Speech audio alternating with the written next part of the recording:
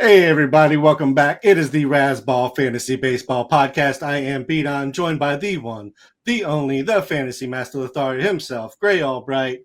How's it going over there, Gray? Hey, good. What's going on, Beat? I heard through the grapevine, aka I read it on our podcast outline that you were going to be going to some All-Star Game festivities. Where are you going to the Home Run Derby? Fill me in. I think I'm going to go to the Saturday activities, which is the Futures game. I may or may not leave after the Futures game, but at least the Futures game, there's like the celebrity game and some other things that happen on Saturday. But the Futures game will definitely be worth attending. So I'm going to go to that. Going to go to the Home Run Derby. Why not? Might as well go do that. And then the All-Star game. So I'm going to go pretty much all three of the big days that they're doing their nights, I guess. Wow, you're going to the actual game. I am. I mean, I've never been to an All-Star game, and I don't have to travel, rent a hotel. At most, I'll pay for an Uber because parking and driving over in that area can be kind of a pain. But that's awesome. You get good seats, or I haven't actually bought the seats yet. I'm waiting for people to freak out because I saw some pretty cheap prices today, and I'm also waiting to see if anybody actually wants to go with me rather than me just sitting there like a weirdo by myself. So just waiting to flesh everything out. You might get a Razzball listener if you're in the Georgia area. Contact B Don in the comments on YouTube. you could go to the All-Star game. Yeah. Or if you're just coming in for the All-Star game, you don't have to live here. If you just happen to be an All-Star game person. If someone's already coming in for the All-Star game, they probably already have tickets. So but it's like on your parade, but you're not really going to be sitting with them if they already have tickets. That's fine. There's a lot of standing areas over there and cool stuff to do in between the activities. It's actually a really cool area versus the old Brave Stadium, which was just, there was the stadium, which was cool, but then there was nothing around it for miles. So it's a cool area. How far are you from Brave Stadium? Probably like 30 minutes. Okay, that's not bad. I lived on the northeast corner. It's on the northwest corner. Okay, I don't know what that means. I've only been to the Atlanta airport. I've never been really to Atlanta, so I don't know what directions. I won't. I'm not even going to run you through it because I know you don't care. So no, I don't. I went to the. Actually, you mentioned the stuff I didn't do. I went to the Home Run Derby the year it was in Dodger Stadium, which is now, what was that, 2023 maybe? Maybe. Probably should remember that. Getting early onset dementia. Everything kind of blurs at some point, Gray. There's a lot of years to remember. It's fine. It's true. Yeah, actually, that's a good point. Why do we have to remember all years? Why I don't even pretend to remember. I know I should know every pitcher and every single player on every single team, but you know what? I have the internet for that. I don't really need to memorize it anymore, and it takes up a lot of memory space that I quite frankly need these days. There's just more and more stuff that gets shoved up there. Right. It was 2022 actually. I did a quick Google. Not that I wasn't listening to you, of course.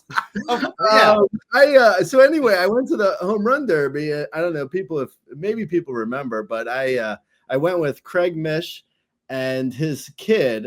Craig Mish is a Marlins beat reporter, and anyway, I went with him, his kid, and Cougs. And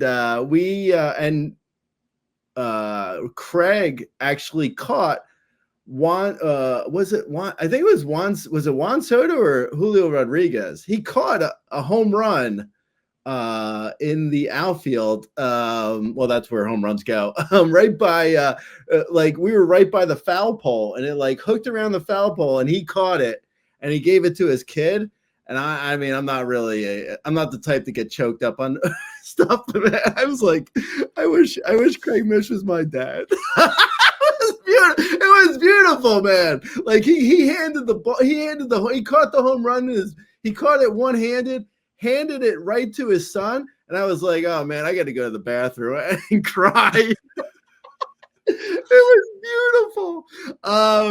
But yeah, no, it's a good time. I didn't go to the game. I didn't go to that game. I actually, this is gonna date myself.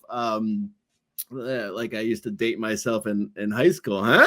In the shower, know what I'm saying? No, anyway, this is gonna date me, but I went to the All-Star game in 1989, the one where Bo Jackson led off the game and hit a home run.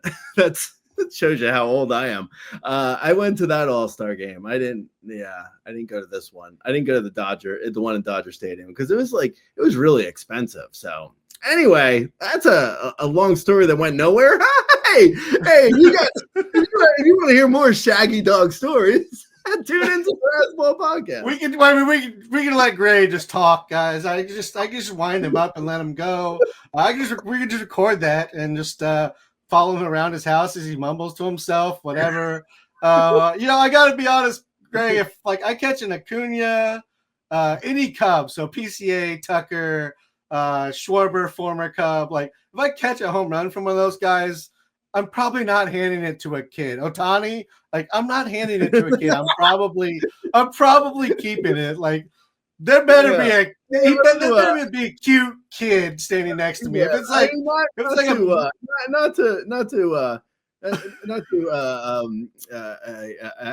a small point in the story that you might have missed, he handed it to his kid. Oh, I understand, but like he didn't just hand it to a random kid. But you're supposed to, right? Like you're supposed to catch a ball and hand it to like the nearest child. Because it's not yours. Dude, like if I catch one from a Cub, former Cub, Ohtani or Acuna, I'm probably keeping it. No, I know. Letting you know. I caught a foul ball in spring training off of the bat of Michael Saunders, and I didn't even hand that to a kid. I was like, fine. I've never caught a ball. Leave me alone. Anyway.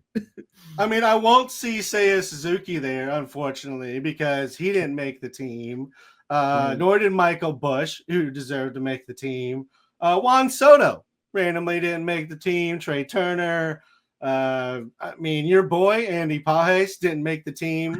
I mean, maybe you were in charge of voting. Maybe that's why he's not there. I don't know. All-Star snubs or whatever they are, like half these guys are going to end up on the roster anyways, some way, somehow. But for our purposes, great for fantasy game. Do you do anything differently here in the second half of the season? No, I was thinking when you were mentioning the All-Star game snubs, I was thinking how like Juan Soto probably heard that he was snubbed and he was like, oh man, shucks. Now I can't go on a 5-day vacation to Cancun. Boy, that stinks. I mean, these guys are like, I could go play baseball or I could go on a vacation with my family that I haven't seen in 3 months. I would think most of them probably are glad they didn't make the team, except for maybe like a Michael Busch who's younger, or like a Junior Camarino or Andy Pages. Sorry, Andy Pages, I wasn't in charge of the All-Star game voting. No, I mean, well, next week we'll talk about my top 100 for the second half, but I mean, guys who make the All-Star game or don't, guys who are in the home run derby who aren't. I mean, I don't think that really plays into any sort of effect on the second half. Like, some people might look at one guy who's in the home run derby who then struggles in the second half and be like, oh, it's because of the home run derby. And the player himself may even think it's because of the home run derby. But it really isn't. I mean, it really has no effect on anything. It's just like if something gets in a guy's head, then it could turn into something. But that could be for anything. Like if he gets in the home run derby and he only hits like one homer and he gets eliminated in the first round, that could get in his head. or if he goes to the final round and wins it, and that suddenly gets in his head because it messes up his swing or something, or on the other side of it, like, you know, the All-Star game or any of that nonsense, really, I don't think it matters at all, except if it gets in a guy's head.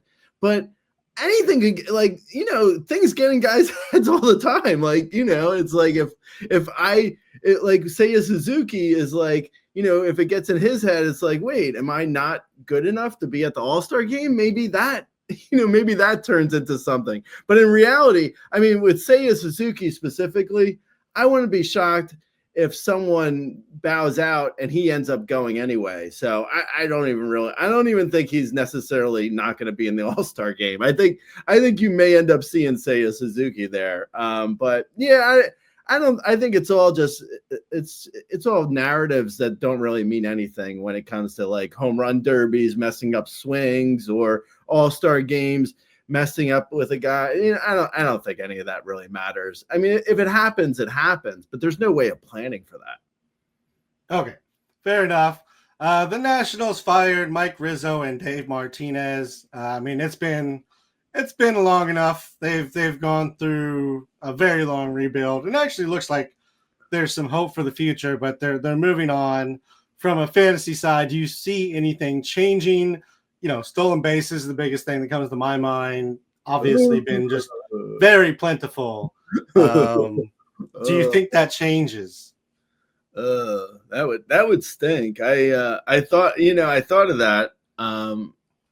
You know, with whatchamacallit, Miguel Cairo becoming I think he's the interim manager. I doubt they name anyone until the offseason, but yeah, I don't know. Hopefully, I mean, the fact that Miguel Cairo is going to be the interim manager, I mean, he was the bench coach, so you would think he probably has the same philosophy as Davey Martinez. So hopefully nothing changes as far as how aggressive they are on the base paths. Okay, so nothing really changing for you there. Let's move over to some call-ups. Colson Montgomery called up by the White Sox, number 4 on the Inches White Sox prospect list in the preseason. In AAA this year, he has 60 games, 11 home runs, 4 stolen bases, 30 runs, 32 RBIs. He's hitting 215, 295, 416, 33% K rate, and 8% walk rate. Are you interested in Colson Montgomery? And in what leagues? I guess, obviously, AL only, grab everybody, but beyond that. Yeah, right. No, I'm not interested. I didn't even look at picking him up in any mixed leagues. It's like he was in the minors. He had a 33% strikeout rate and was hitting 215, as you mentioned. And what's that going to become in the majors? Like, I mean, I really don't think he's anywhere close to ready. I don't know. I don't even know why he got promoted. I don't know prospects as well as like Itch or other guys. But he does not seem like he's ready at all for the major leagues. Like, I mean, he hit 215 in the minors this year. Like, I don't like, what is that? And last year, the previous season, he hit 214. So I guess he got better. I mean, barely. I don't think he's ready. But, you know, I guess if you're in a 15-team mixed league or deeper and you want to take a flyer in case like his power translates, because he does have good power, but he doesn't really have speed. And as I keep saying, he doesn't seem like he makes enough contact to be like decent. So I don't know, man. This one's puzzling. I don't know why they called him up, to be honest, unless I'm completely missing something here. But yeah, I wasn't interested in any leagues outside of like, you know, AL only, which you mentioned, or 15-team mixed league. If you're really desperate for upside and you want to try a guy for like a utility spot, but yeah, I had no interest really. Yeah, I'm with you. It really looks like he it's kind of run into a wall at AAA. He had really good numbers going into that, but he's young. He's 23, so youngish. I think he just needs a little more time in the minors, and I'm usually the guy that's saying send him up, but it looks like a case where the White Sox needed a reason for people to come to the park, and this is what they decided. Maybe it works. Maybe they get some more fans, but I just don't see this working out for our game. I agree. If you want take a little lottery ticket, you never know. Maybe he was just dogged in AAA. Maybe they asked him to work on something specific, but I don't see much here. Yanquiel Fernandez was called up by the Rockies. 64 games in AAA, 13 home runs, 43-39 on the counting stats, 284, 347, 502, 14% strikeout rate, 8.5% walk rate. Generally considered less of a prospect, but the numbers look better in AAA. What are your thoughts here? Oh, I just remembered the baseball I caught from Michael Saunders. I just remembered it was on my desk. Yeah, I actually like Yanquiel Fernandez better.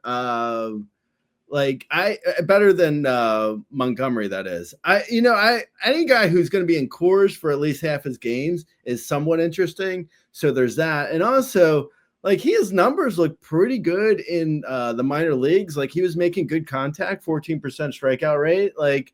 I think there could be something there. I wish he had some speed, but he did show some power, and Coors helps a lot with BABIP and batting average. So there could be something here. I'm definitely more interested in Yanquiel Fernandez. I don't think I'm interested enough for a 12-team mixed league. I would say 15-team mixed league or deeper, and 15-team mixed league.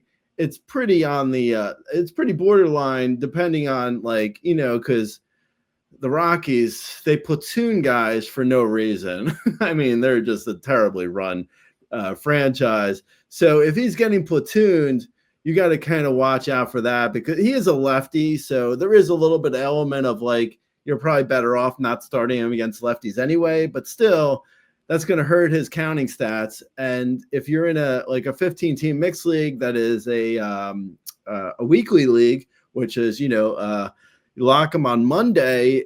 If a guy sits a couple days a week, that hurts his runs and RBIs, and it hurts his overall value. So I do like him, though. I mean, I would probably grab him in a 15-team mixed league if I had a need. I don't think 12-team yet, but he could end up being 12-team worthy. The numbers look pretty good. I mean, the contact is not bad at all. And like I said, Coors. So, yeah, I don't mind him. Yeah, I pretty much agree with everything you said there.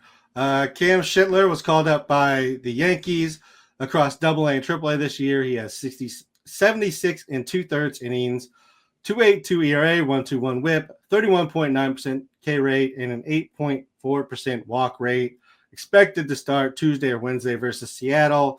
Are you interested in picking him up? Are you going to start him? What are your thoughts here? Yeah, I mean, the Yankees definitely could use a bit of good a good injection into their rotation from their just from their minors, so that if he does well, he could stick around. So that immediately is sort of that's a good thing. And also his minor league numbers don't look terrible either. And the Yankees really drag their feet on prospects. So just for just that he was in the minors until he was 24 probably doesn't mean anything. I mean, it's just they drag their feet. This is what they do as an organization. They go to a vet before they go to a rookie / prospect. So yeah, I think there could be something here, but probably just a streamer at best at this point in a 15-team mixed league or deeper. I wouldn't try him in a 12-team yet. I mean, there's just too much risk involved with a rookie pitcher, and he doesn't really have great command. So if he's above a 3 walk per 9, even pushing close to a 4, he's got to have a ton of Ks to really offset that. So I'll be watching him for sure on Tuesday or Wednesday whenever he starts versus the Mariners. And the Mariners are a decent matchup usually. So I mean, he could come out of the gate well and stick around. So I'm interested. As much as that is for watching him and potentially picking him up and maybe a stream for a 15-team mixed league or deeper, but yeah, not in a 12-team mixed league yet. I think you got to see what he looks like first before I think we get involved in a 12-team mixed league or shallower. Yeah, I would agree. I would think if you have the roster spot, go ahead and grab him. He does have high strikeout potential. The walks are high, but they're not out of control high at least. So I would go ahead and scoop him up if you have the roster spot and see how this start goes, just to kind of avoid the waiver wire or fab battle that may come after the start comes out if it does go well versus Seattle. A couple of guys who aren't necessarily coming up for the first time, but are being brought back up from AAA. Let's start in Dodger land, where Esteury Ruiz comes up, 68 games in AAA, 8 home runs, 39 stolen bases. He hit 295, 395, 456. Teoscar and Edman are both a little banged up, but after they're back, I'm not sure where he's really going to fit in here, Gray. What are your thoughts on Esteury Ruiz? Yeah, I mean, as the time of the recording here, we don't know really what Teoscar's deal is. He fouled the ball off his foot. If he goes to the IL, then Ruiz might get a little bit more playing time. But if Teoscar's fine day to day and is back in the lineup by like Tuesday, then Ruiz is going to be useless. So take all this with a grain of salt. The Dodgers they plan on playing Ha-Sung Kim. I'm just kidding. I'm kidding. They never want to play Kim. They signed him for no reason. That's what the Dodgers did. They just wanted him, just grab every single Asian player they can grab, just help the market out, whether they're going to play or not. Great, it's good for the marketing. Yeah, Ha-Sung Kim is like, what's he? He's hitting like 365, and they're like, we don't really want that. We're good. It's kind of showing off a little bit. You know what? I thought you were being more of a modest person coming from where you do. It's like, come on, you should know better. Hit 320 or something. Hit lower. Yeah, I don't know, man. It's so weird because they had room with Muncy going down, and then they went right to Enrique Hernandez, like that. It was like Dave Roberts definitely has guys that he likes, and those guys are vets for sure. Vets, and they speak English. That's I think that's the type. Yeah. I don't know, man. I don't know what Dave Roberts' deal is, but like Ha-Sung Kim should really be playing, and he's not. So I don't. Anyway, so that's a long way of me saying I don't think Ruiz is going to play. I don't really see that happening.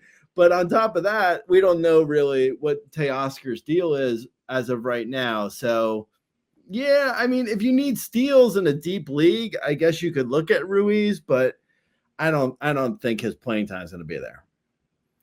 All right, let's move over to Milwaukee, where Andrew Vaughn was recalled after getting traded from the White Sox. He played 48 games in the majors for the White Sox, 5 home runs. He hit 189. In AAA, he had 2 home runs and hit 211 for the White Sox. Got traded 16 games in Milwaukee's AAA system. He's hit 3 home runs and hitting 259. He was a top prospect at one point. He's kind of a 20 home run, 260-ish hitter for a few seasons in a row. What's your thoughts here on Andrew Vaughn rejoining the majors? Andrew Vaughn to me brings up back to like the Aaron Savalier and how badly the Brewers wanted to get rid of him, because they got rid of him and they didn't even have any interest in getting someone that they wanted. They were like, Andrew Vaughn, who cares? Yeah, sure, send us Andrew Vaughn. Oh, whatever. I mean, he went right to the minors. That was kind of shocking to me that they I don't know. I feel like maybe I'm wrong. Maybe I'm too much like Mike Elias, where I think my guys are going to get better returns in trades. So I want to hold on to them. But I would think Andrew Vaughn would be more valuable than going to the minors. Or I don't know. He has been awful. Like, don't get me wrong. I don't think he's great, but I'm kind of surprised that Savalier just got back Andrew Vaughn, who the Brewers seem to have no interest in. Anyway, I don't think Aaron Savalier is good either, but he throws innings. Like, what, the Dodgers can't use innings? The Dodgers right now are like, they're piecing together a number 3 through 5 starter. They have no one. You would think they would have taken Savalier for someone at least as good as Andrew Vaughn. Anyway, Andrew Vaughn has no value. He has no value for us in fantasy. Maybe in an NL only if he gets some playing time, but I don't even see the playing time being there. So yeah, there's nothing there for Andrew Vaughn unless he gets hot and he starts playing, but that seems like a far stretch at this point. Yeah, it seems like he's on the short side of the platoon for a first base job that hits at the bottom of the lineup probably. So I don't really see a lot of playing time. I've actually always kind of liked Andrew Vaughn. I thought he would succeed if he could get out of there, but it just doesn't seem like anybody wants to give him a job, and the Brewers certainly didn't want to give him a job as he was sent to the minors, and now it seems like he's going to ride the bench. Yeah, like you said, NL only, but beyond that, I don't think you're really looking here. Let's talk some of the ADP finds of the year so far as we're about to hit the All-Star break, Gray. And, of course, I'm going to do it with my favorite game and your game that you have to accept because I'm the one who makes this outline, the Anchorman game. If you're listening for the first time or if you still don't get it, scientific fact, you believe in what they're doing, they're going to, they are for real. Sex Panther. 60% of the time it works every time. That means, they may do what they're doing, or it may just be a little bit falling off of the pace that they were at the All-Star break. And then I don't believe you, meaning they're going to turn into the pumpkin and you should sell them at the All-Star break while you have some time to talk to your league mates and move them for whatever you can get. Let's start with Kyle Stowers. His ADP was after 500. He's inside the top 100 on the player rater. 84 games, 16 home runs, 30 stolen bases, 40-46. He's hitting 280, 352, 514. Where's Kyle Stowers fit for you, Gray? I was actually, when I'm I'm doing the top 100 for the second half right now. I'm writing it up. Like I mentioned earlier, we'll go over it next week on the podcast. And Stowers was a guy, because I obviously look at the player rater when I'm doing this. I also look at the rest of the season player rater to see if guys are, if they're higher or lower on that. A guy with no track record like Stowers is obviously going to be lower on the rest of the season one. But looking at his StatCast, it doesn't really look like he's necessarily. He's not. I don't believe you. That's for sure. And I struggle with scientific fact because the sample size is still even a half season. It's still a little bit low, but his StatCast does look solid. He is hitting the ball hard. In max exit velocity 113.7. X slugging 552. Oh, you okay? You sounded like you fell over. Anyway, a 53% hard hit rate. Yeah, all these numbers are saying to me it's not a fluke. He's definitely he's doing well in as far as fantasy goes. Like you mentioned, he's in the top 100 on the player rater, but in reality, it doesn't look fluky either. He's doing well as far as hitting the ball hard. So yeah, unfortunately, he doesn't really have any speed whatsoever. His strikeouts are a little high, so I doubt he hits 280 for the full season. So there is some concern. I guess it's a long way of me saying he's a sex panther in my eyes. I think the power is real, but the sample size is a little bit small. He's got no steals, and his average is probably a little bit higher than we should expect. Yeah, I agree. I mean, I hate to just say I agree with you, but I do. I just think the average probably comes down, which brings the power down a little bit if the average comes down. But I mean, I think what we're seeing is generally what we get from Kyle Stowers. Let me throw some names at you real quick. Kyle Stowers or Nick Castellanos? Castellanos at this point is really just a I mean, he's a runs RBIs guy, counting stats guy. I think I'm going to go Stowers, but they're close. I mean, that's a fair comp even. They're not too different. But yeah, I'm going to go Stowers. Yeah, I kind of feel like that's maybe where we're looking in the future is like Castellanos, Stowers comp. But Jason Dominguez, who is showing up after this last week, or Kyle Stowers? I'm going to go Stowers as well, just because Dominguez is in this weird sort of platoon where, I mean, I actually have Dominguez in one league, and I have no idea when he's playing. It's so confusing what Boone is doing with him. It's like Giancarlo came back. That became it's like, Anyway, I'm going to go Stowers. Yeah, I agree. What are you, Abreu? I'll go Abreu.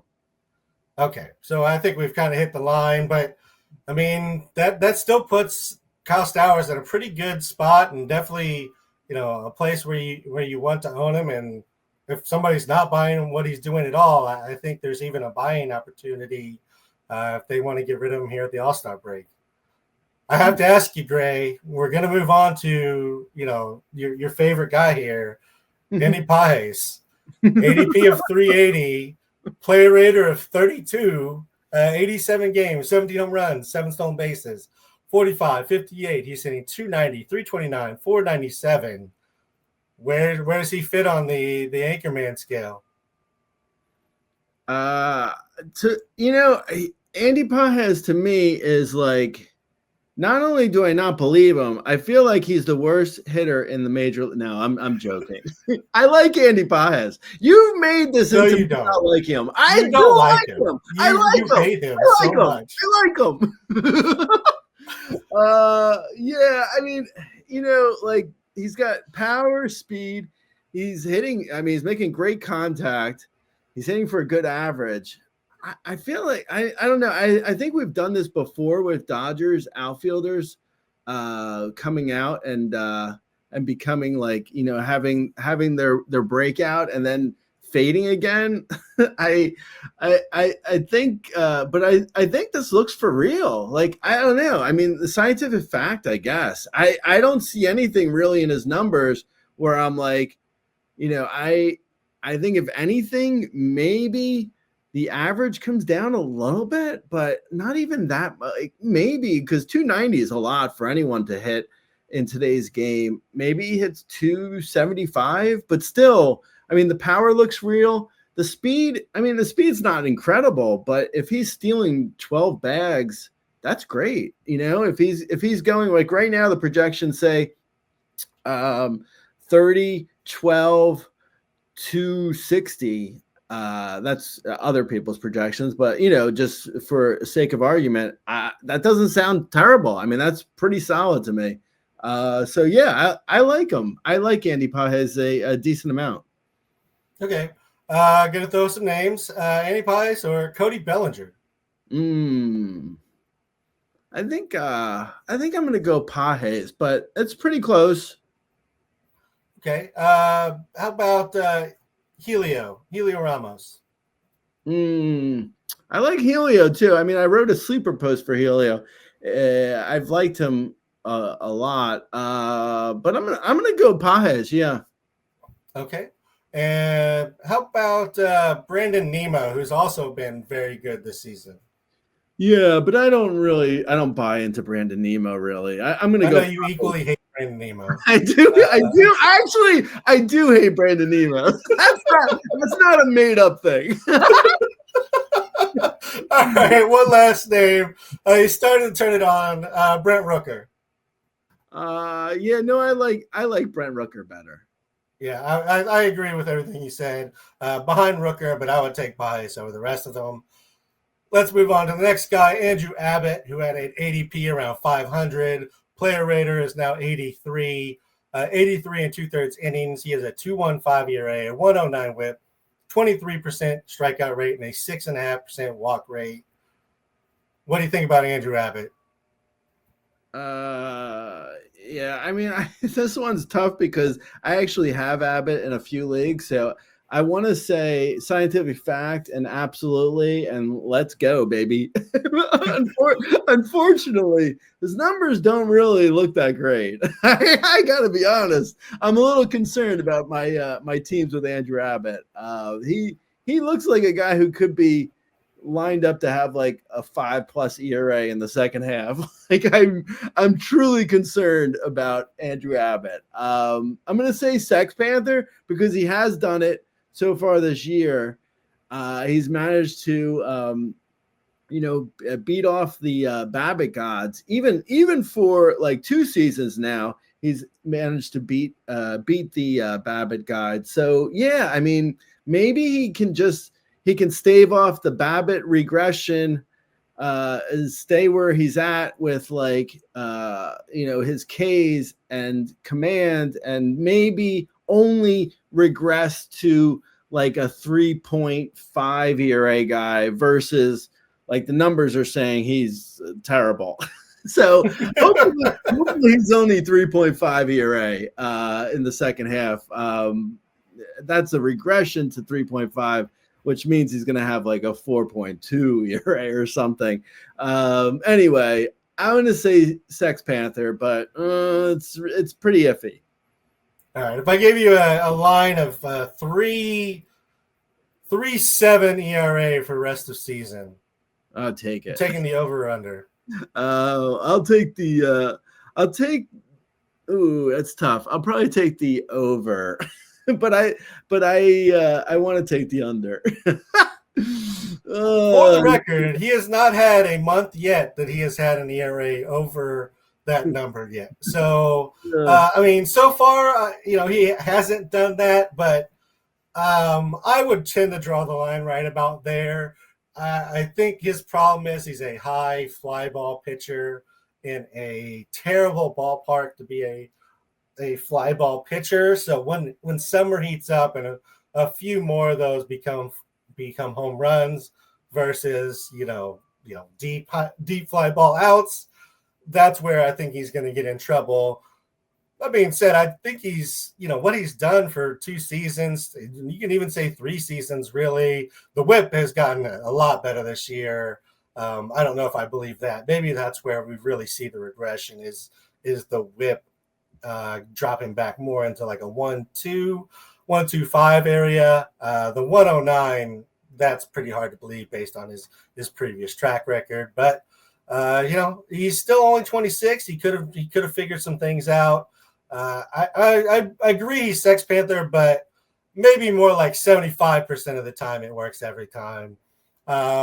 Spencer Torkelson, ADP 365, play rater is 66, 20 home runs, a stolen base. He's hitting 235, 335, 493. He's got 51 runs, 56 RBI. The power is there. The counting numbers are there. The average is pretty much where it's always been. But is this something you expect to continue?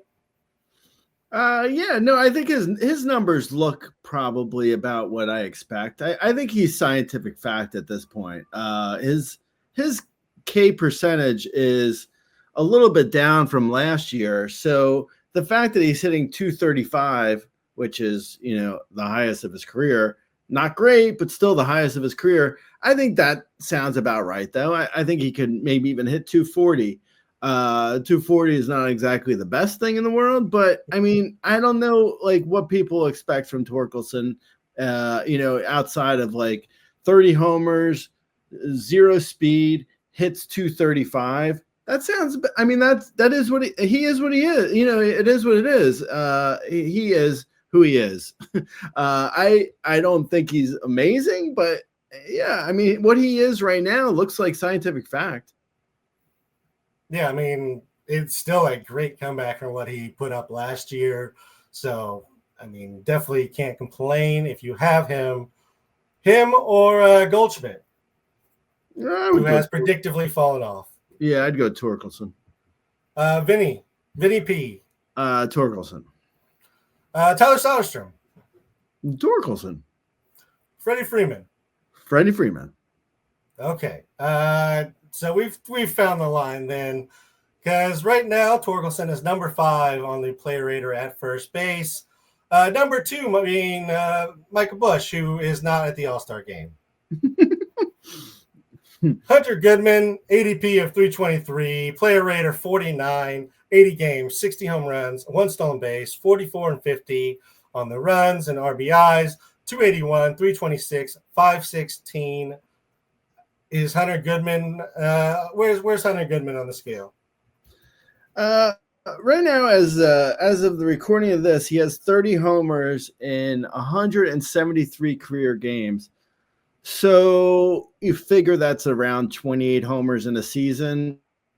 And he hit 240 in that time. Yeah, I mean, that sounds about right. Like I think he was probably a bit underrated coming into this year because of the batting average was so low last year, but his BABIP was super low last year. So, I mean, I don't think he's a 280 hitter necessarily as he is right now, but I do think he's probably like a 245, 250 hitter with power. Say at the end of the day, he's going to have 28 homers and a 255 average. That's fine. It feels scientific fact to me. I mean, it's not expecting a ton, but that is, I think he is who he is at this point, and that's the player that I see. And I think that's probably what I would have guessed that was what most people are expecting at this point. Yeah, I agree. I actually think the average could stay where it is, and the main reason I say that is he's actually hitting for a higher average on the road than he is at home. So, you know, for Gresham hits in the average, you'd still expect the average at home to either maintain or even improve if he's hitting better on the road. So I actually see a path to him kind of maintaining the average, but I would typically, you know, if we're projecting or taking bets, I would take the under on his current 280. That being said, the StatCast numbers are, you know, they're great. They're way better than they have been in the past. He's up to a 92 average exit velocity, a 51% hard hit rate. The highest he's had before was a 43.8 in that. So significant increases on, you know, the StatCast numbers. So I fully believe that Hunter Goodman's power is at least legitimate on that side. We'll see if the average does maintain. But yeah, absolutely love to see what Hunter Goodman's done this year. I didn't really believe in him, but he's done it. Matthew Boyd, ADP of 301, player rater of 250 or 20. I don't have the number here. Anyways, it's good. He's been good. 103 innings, 2.52 ERA, 107 WHIP, 23.2% strikeout rate, 5.6% walk rate. If you want the player rater number, you can go to razzball.com and find it there.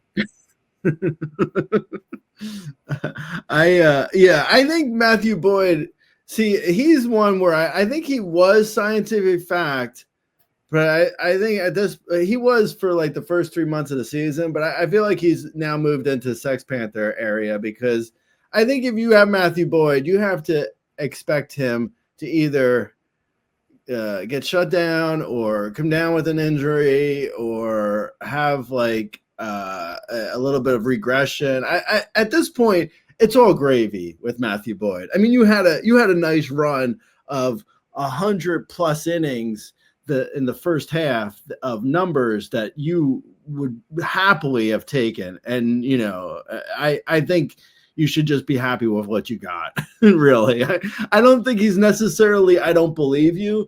I just feel like if you're realistically looking at him, it's got to be a Sex Panther at this point. At best, you're like, he was scientific fact, But now he's like a Sex Panther, and he's gonna at some point just like he's gonna have to get shut down or something. Like he can't. He hasn't thrown this many innings in like 6 seasons. I mean, he's gotta back off a little bit, I would think. Even though he is 34, so it's not like they have to save his arm for something. But still, like, I mean, come on. He went from like less than 40 innings to over 100 right now. I don't know. I like him though. I just think at this point you should be selling versus buying. Yeah, I would agree. Just as much as I would love as a Cubs fan for him to be able to just stay healthy and be around all season, I mean, the chances of that happening are pretty low. You mentioned, what he's done in the last 5 years, 6 years in regards to innings. So absolutely, you should sell him. Would you sell him for Kevin Gausman? Yeah. Ryan Pepiot? No.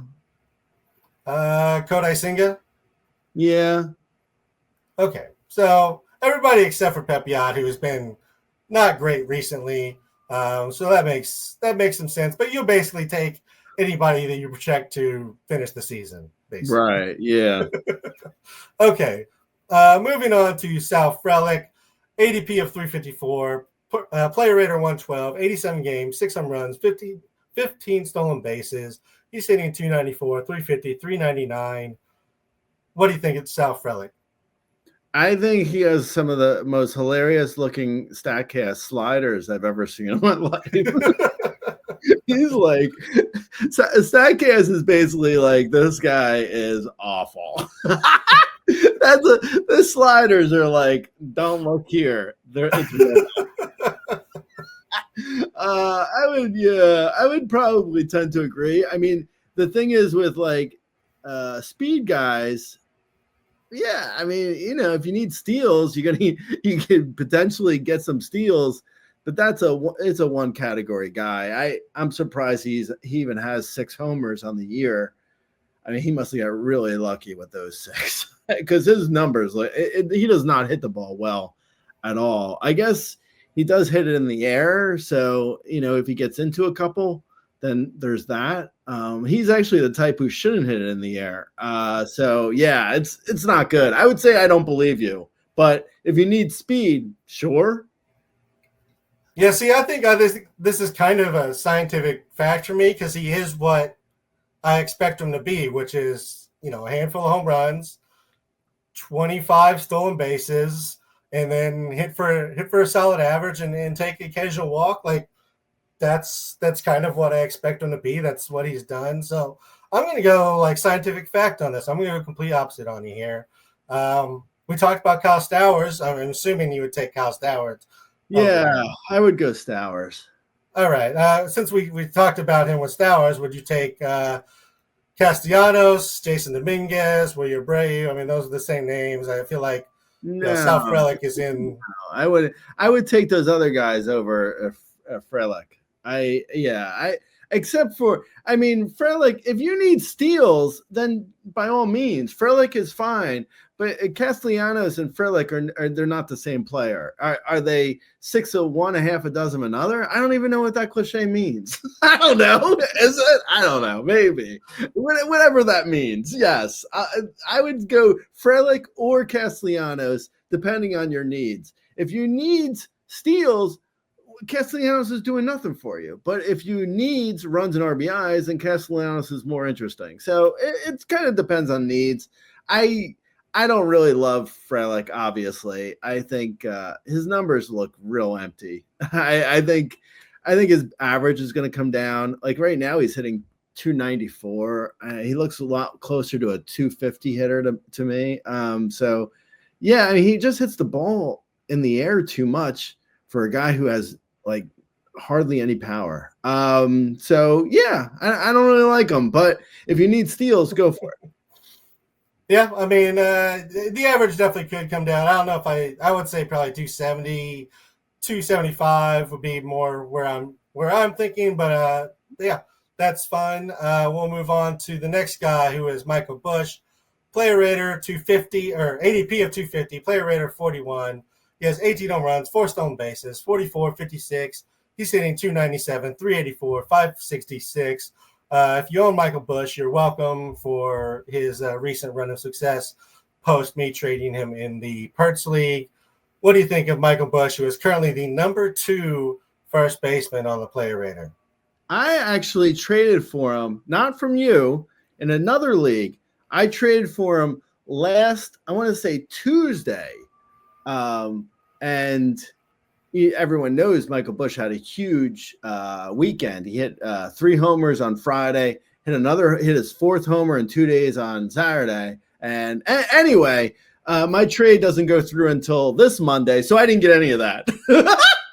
I got none of it. I lost. I also traded for Michael Busch and Rhys Hoskins, and Hoskins is already hurt. So that was a good trade by me. I sent away Lawrence Butler, and Casey Mize. So I mean, it feels kind of, I don't know.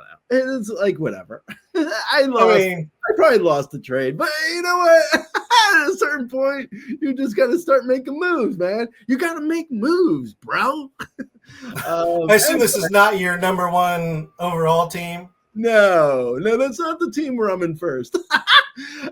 Anyway, obviously I traded for him. I think Michael Busch is for real. I like him. I think he might even be a little bit underrated. I'm a fan.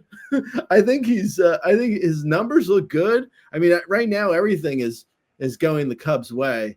So, maybe there's a little bit of that, and there's going to be a come down moment next year or something. But right now, everything looks good in Michael Busch's numbers. Like his strikeouts are way down from last year. His power looks good.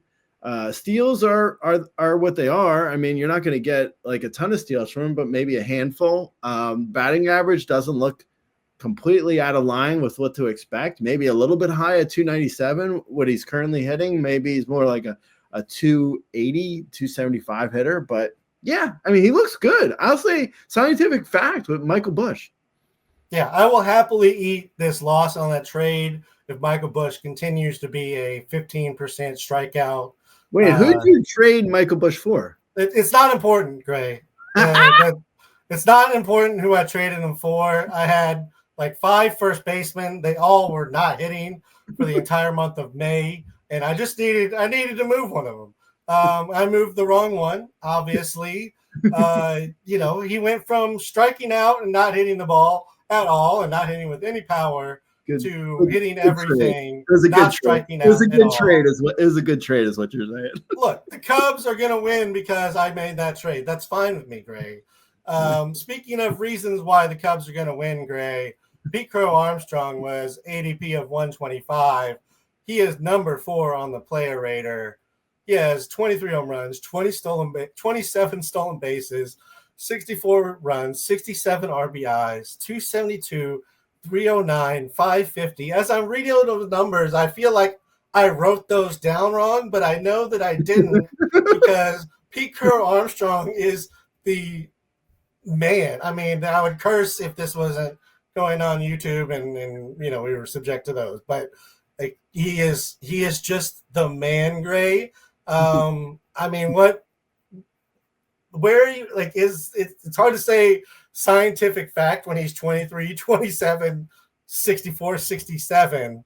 But what do you think? I think it was the first week. It was either the first week or the second week of the season. I wrote up a post saying that he looks like the Jarren Duran breakout of 2025. I stand by that still. He looks like he broke out in the first month of the season, and it hasn't stopped since. And I don't expect it to stop. Like I mean, maybe a little bit of a come down on the power potentially. I mean, he is hitting for a ton of power right now. That maybe there's a little bit of come down, but I don't even see that much really. I mean, he looks like a 30. Like his projections right now have him as a 30-50 260 player. Sounds great. It doesn't sound. It doesn't sound. I mean, it doesn't sound too crazy. Maybe a little bit of come down if we're talking like for next year, but for right now, yeah. I mean, I believe everything he's doing. Like I honestly, I think in my top. I don't remember where I have him for. Well, we'll see next week where I have him in the top 100 for the second half. But I completely buy in on Pete Crow-Armstrong.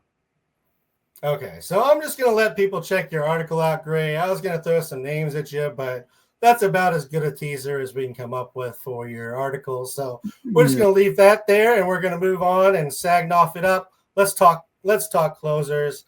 Actually, a pretty good week for the bullpens. Not a ton here, but Detroit, Tommy Conley, Will Vest both get saves this week. Conley also blows a save. What are your thoughts on the Detroit bullpen?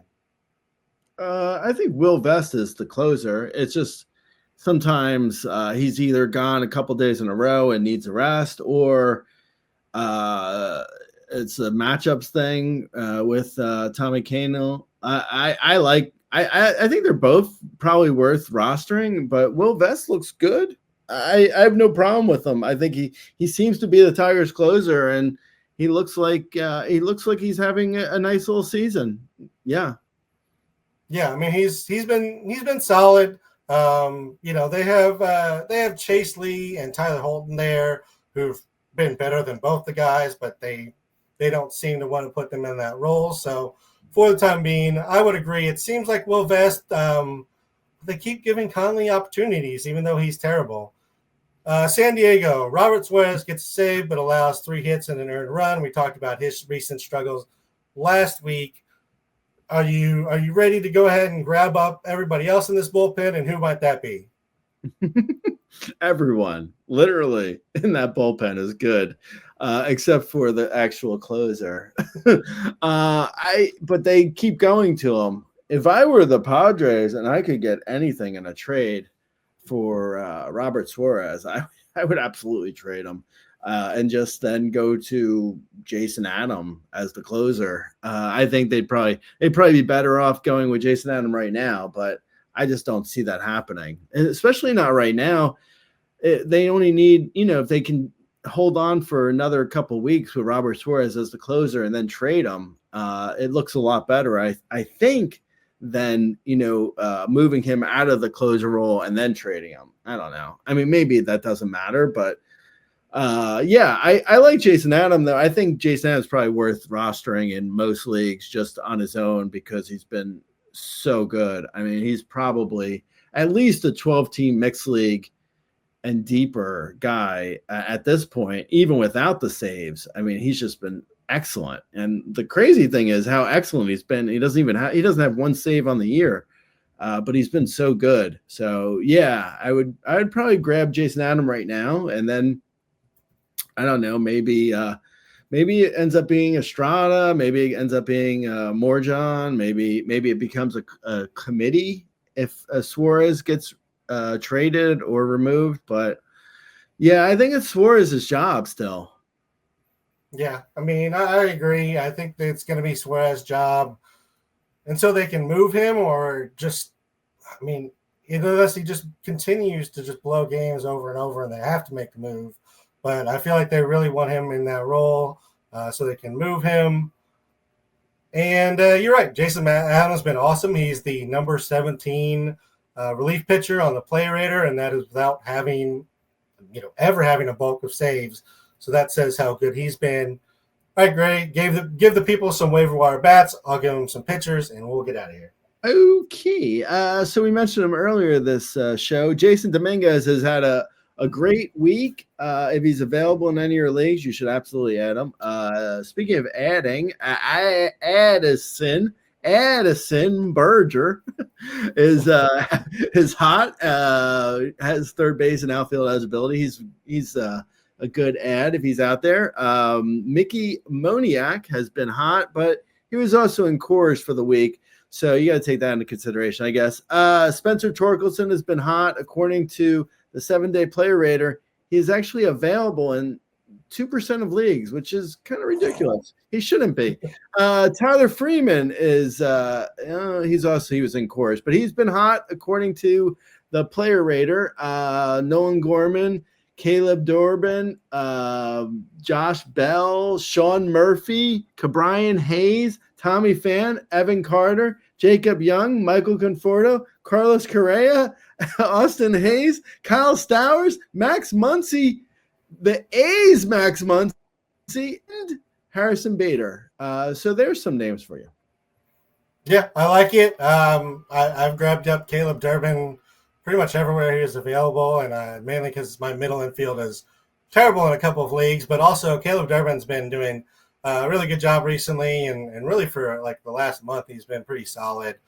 Streamers, Brian Nelson at the Angels, Quinn Priester versus Washington, Trevor Rogers versus Miami, Brian Bayo versus the Rockies and versus the Rays, Dean Kramer versus Miami, Kumar Rocker at the Angels, Charlie Morton versus the Mets, Logan Allen at the White Sox, and Andre Payante versus Washington and versus Atlanta.